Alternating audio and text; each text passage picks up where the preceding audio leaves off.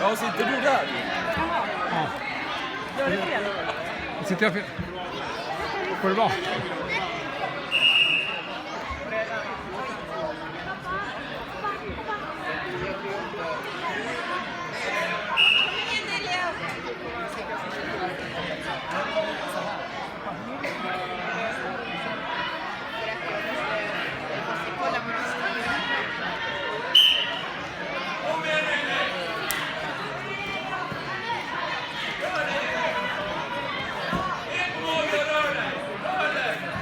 Koppla ordentligt!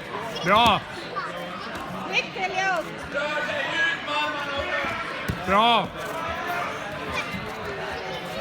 Bra! Koppla ordentligt! Bra, Elliot! Nej, det var inte han som blåste. Kom igen, kom igen!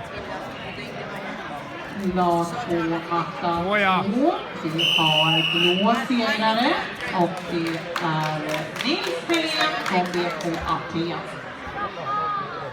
Matta 2 har då match nummer 53 som nästa match.